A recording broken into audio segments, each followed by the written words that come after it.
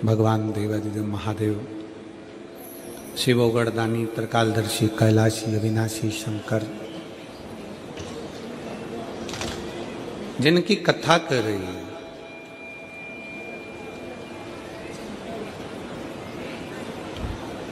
जब एक व्यक्ति का विश्वास जागृत होता है तब शिव उसके करीब में होता है।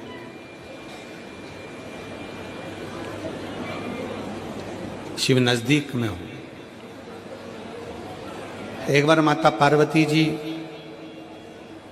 भगवान शंकर के साथ में भ्रमण करती करती काशी प्रदेश पहुंचे।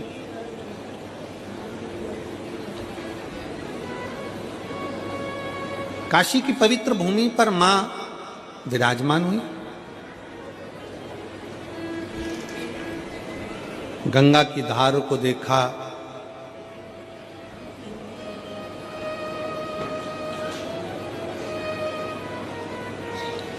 घाट पर थोड़ी देर मां बैठ गई। भगवान शंकर ओगड़दानी भी काशी के उस गंगा मैया के घाट पर विराजमान हो। थोड़ी देर होने के बाद में माता पार्वती जी जब देखती हैं कि काशी के इस पवित्र घाट पर कितने कितने जीव, छोटे से छोटा जलचर, थलचर, वायुचर, एक छोटी सी इल्ली भी माता पार्वती जी देखती हैं कि पानी में एक छोटा सा जीव भी अगर बहकर जा रहा है तो कुछ देर में वो जीव देवलोक को चले जाता है। कुंडल पहनता, सुंदर स्वरूप धारण करता, सुंदर आभूषण धारण करता, सुंदर वस्त्र धारण करता और अपने धाम को जा रहा है।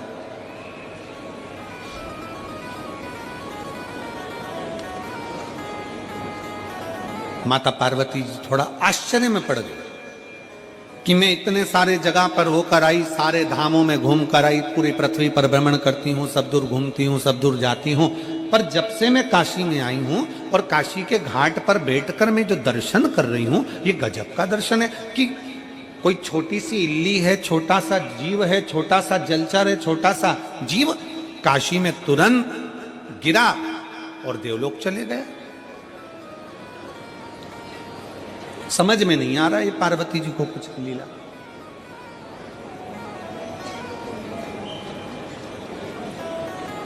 भगवान शंकर पार्वती के स्वरूप को देखकर मुस्कुरा रहे।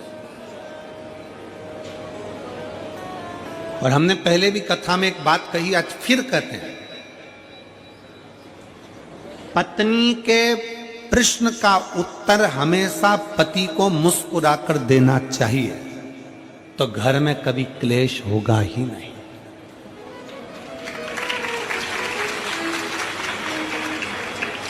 जो तुम चिढ़कर बोले वही मुस्कुराकर बोल दिए होते तो शायद विवाद होता ही नहीं। उसने प्रश्न करा और तुमने चिढ़कर उत्तर दिया। क्रोध में चिढ़कर उत्तर तो दोगे ना। मेरे जीजाओं, बिगर उत्तर दिए तुम सही से रह भी नहीं सकते। उत्तर तो तुम दोगे, पर इतना सा निवेदन है मेरे जीजाओं से कि अगर कोई प्रश्न जीजी ने करा है तो उसका उत्तर तो देना है। भले लेट दोगे, बाद में समझाओगे, लड़ाई होने के बाद नॉर्मल होकर उत्तर दोगे, कैसे भी दोगे, पर उत्तर तो तुम दोगे।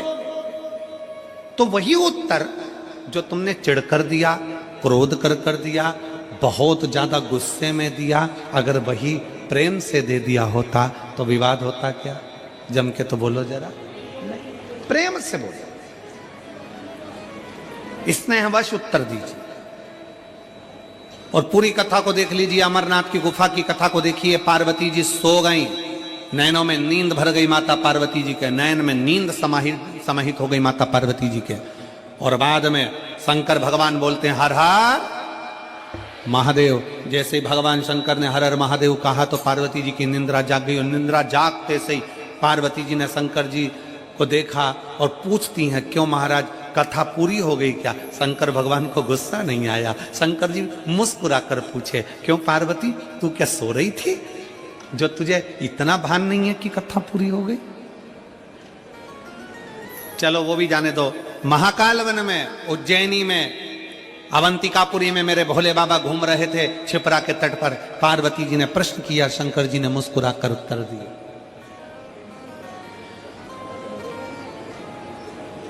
अगर एक अच्छा गृहस्थी, घर में रहने वाला एक पति पत्नी अगर सही तरीके से शंकर और पार्वती के जीवन को देख लेना तो कभी घर में लड़ाई ना हो। जितने प्रश्न होते थे, जितने प्रश्न हो, पार्वती जी बोलती, शिव जी खुश होकर उत्तर देते। कितना सुंदर है, कंठ में जहर, सिर पे गंगा, कि दुकान पर तुम्हारे कंठ में कितना भी जहर हो, फैक्ट्री पर तुम्हारे कंठ में कितना भी जहर हो, संसार में कितना भी तुम विष पी रहे हो, कितना भी लोग तुम्हें अपशब्द कर रहे हो, कितना भी ताना दे रहे हो, कितनी भी कठिनता की जिंदगी जी रहे हो, शिव महापुराण की कथा कहती है पर घर के अंदर आना तो सिर पे गंगा लेकर आना, अपने भेजे को ठंडा कर कर आना, अपने भेजे को ठंडा कर कर आओ।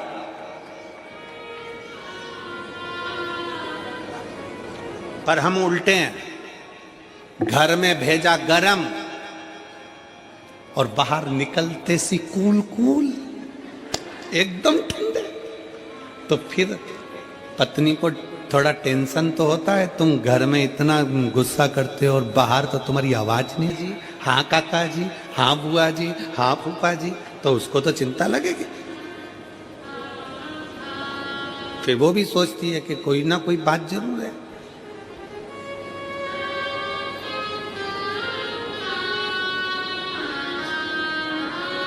और फिर निवेदन है हमारा, शिव परिवार का एक एक अंश हमारे परिवार से जोड़कर देखो। शंकर भगवान मस्तक पर गंगा लेकर चलते हैं, मतलब अपने भेजे को ठंडा रखो जब घर में रहो। शंकर भगवान अपने पूरे परिवार के साथ दिखते हैं। बोलो शंकर जी का फोटो देखना, शिव जी के इधर गणेश जी हैं, कार्तिकेय जी हैं, सुख सुंदरी है, पार्वती जी हैं। शिव महापुराण की कथा कहती है घर में जितनी देर रहो अपने बच्चों के साथ थोड़ी हंस बोल कर जिंदगी निकालो, बुढ़ापा आएगा तो ये बच्चे करीब में दिखेंगे। जो अपने बच्चों को बाल्यावस्था में भी दूर कर देता है, जो अपने बच्चों को दूर दूर रखता है, वो बच्चे फिर बुढ़ापे में नजदीक में नहीं आते, वो दूर रहना ही पसंद करते हैं और तुम्हें वृद्धाश्रम में भेज देते हैं। नजदीक लेकर आओ। हम बच्चों के नजदीक कब आते हैं? जब उसको डांटना होता है। पिताजी अपना फर्ज अदा करते हैं। ऐसा दुआना, ऐसा चनकटा दिया नहीं तो मुंडा इधर का उधर हो जाएगा। क्यों रे, तू वहां घूम रहा था? पिताजी जब बच्चे से बोलते हैं तब धड़धड़ा कर बोलते हैं। कभी कभी बच्चे को डांटने की जगह डांटो, पर कभी कभी रोज प्रतिदिन एक समय ऐसा निकालो कि अपने बच्चों के साथ सोफे पर पलंग पर बैठकर अलमस्ती के साथ में उन बच्चों के साथ खूब आनंद के साथ बातें करते हुए उसके अंदर के भय को निकालो।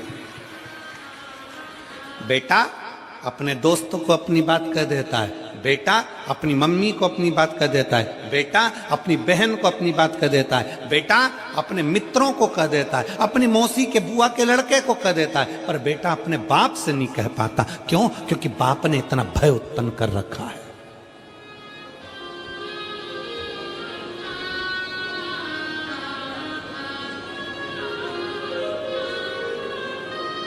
भय उत्पन्न कर दिया। कुछ समय निकालिए बच्चों के साथ में रहकर अलमस्त जीवन जीने के लिए। भगवान शंकर की कथा कहती है गणेश जी उनकी गोदी में है, पार्वती कार्तिकेय उनकी गोदी में है, सांप उनके गले में है, गंगा उनके मस्तक पर है, पार्वती जी नजदीक में है, और चेहरे की स्माइल, मेरे शंकर भगवान के चेहरे की प्रसन्नता देखना कि कितनी प्रसन्नता। परंतु यहां उल्टा है, परिवार वाले अगर साथ में होते हैं तो पति की स्माइल खत्म हो जाती है, स्माइल समाप्त।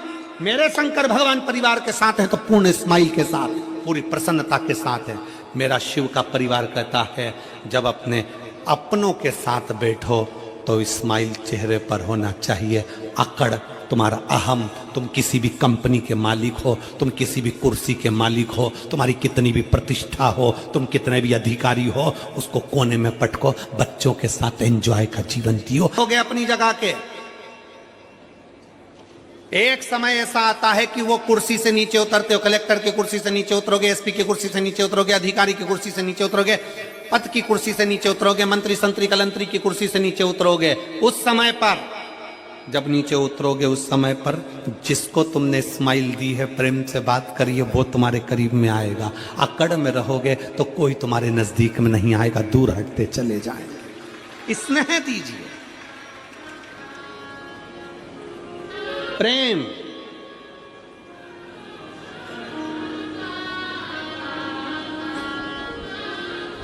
और मैं माननीय मुख्यमंत्री जी की धर्मपत्नी श्रीमती कौशल्या देवी सहाय जी को इसके लिए धन्यवाद देता हूं।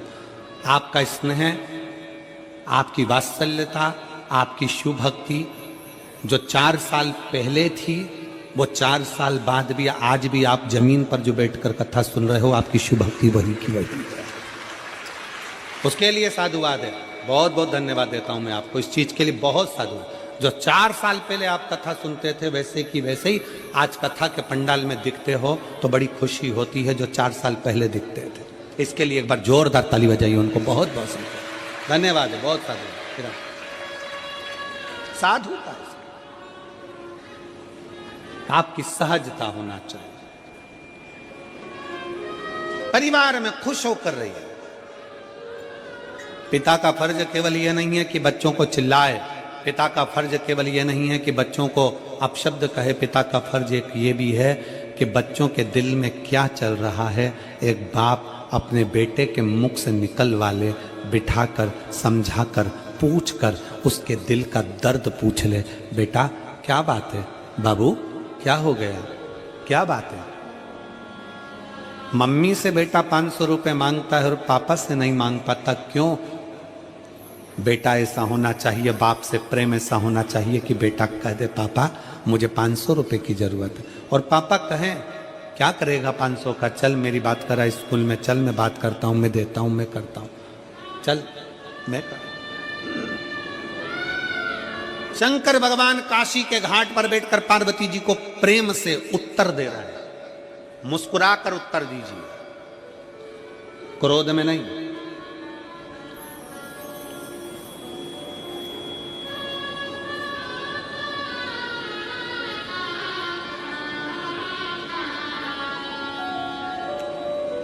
ठंड चल रही है, लोग दूध की मलाई चेहरे पे लगाते हैं।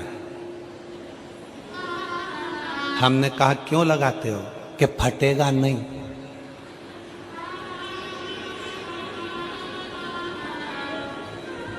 दूध की मलाई चेहरे पर लगाई तो चेहरा नहीं फटता, थोड़ी सी स्माइल मुख पर आई तो रिश्ते नहीं फटते, रिश्ते नहीं फटते। चेहरे पर अगर मलाई लगाते हो तो चेहरा नहीं फटता है, तो चेहरे पर स्माइल रहेगी तो संबंध, रिश्ते नहीं फटेंगे, जुड़कर चलेंगे।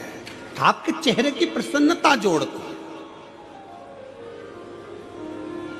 आपके चेहरे की प्रसन्नता।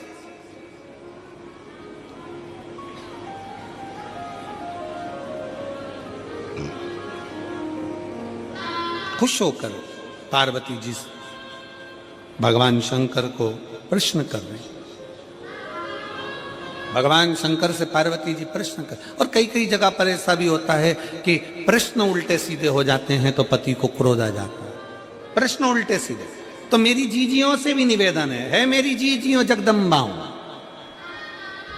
है मेरी मां अम्बे, मेरी जीजियों निवेदन है, तुम्हारे प्रश्न हो मना नहीं, पर वो प्रश्न तुम्हारे चिढ़कर या शंका में प्रश्न नहीं होना चाहिए।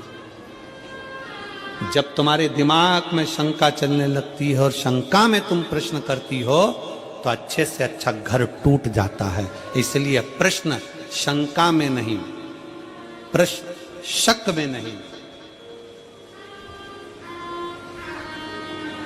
तुम्हारे प्रश्न भी शंका और शक में नहीं होना चाहिए। तुम्हारे प्रश्न करो दिल खुश रहकर, मुस्कुरा कर करो, प्रसन्नता में।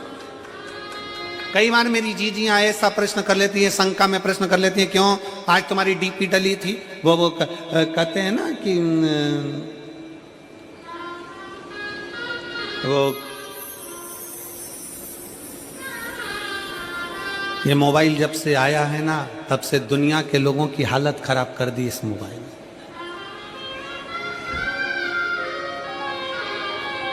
पहले के समय में तो पंडित लोग भी पंचांग में तिथि और तारीख देखते थे। आज के जमाने में तो पंडित भी मोबाइल में ही तिथि तारीख देख लेते हैं और पूरा संकल्प बोल देते हैं।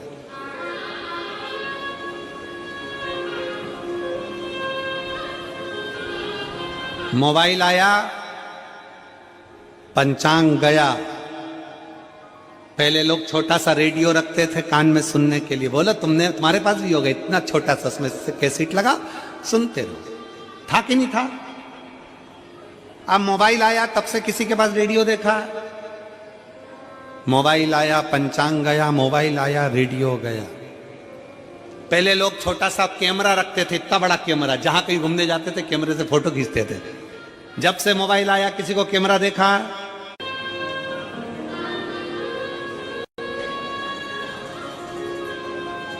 पहले लोग साथ में बैग के अंदर टॉर्च रखते थे।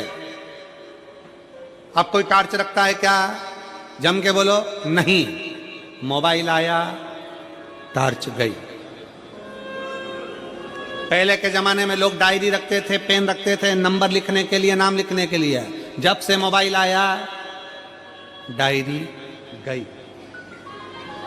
मोबाइल आया, पंचांग गया, मोबाइल आया, डायरी गई, मोबाइल आया, रेडियो गया, मोबाइल आया, टॉर्च गई। और वही मोबाइल तुम्हारी पत्नी के हाथ में आया कि तुम गए। वही मोबाइल। इसलिए सावधान इंडिया।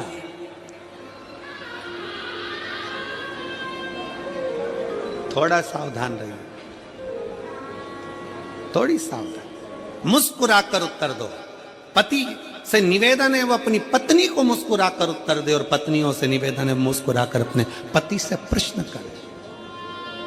प्रश्न करने की भी तरीका होता है। मेरी जीजियों से निवेदन है, कभी भी उदास मन से, या तुम्हारे मन में कुछ भी चल रहा है ना, उसको पहले प्रसन्नता पे लेकर आओ। पर तुम्हारी आदत, कई लोगों की आदत रहती है जो मन में चल रहा है, कई लोगों की आदत रहती। कल कथा में हमने कहा था, पुरुष और स्त्री में एक अंतर होता है। पुरुष यहां से सुनता है, यहां से निकाल देता है। स्त्रियां दोनों कान से सुनती है, मुंह से निकाल देती हैं। वो दोनों कान से सुनती है। एक कान से इधर से सुनेगी, फिर दूसरा कान लगाएगी। सास ने क्या कहा, ससुर ने क्या कहा, ननद ने क्या कहा, भाभी ने क्या कहा, रिश्तेदार ने क्या कहा, नातेदार ने क्या कहा।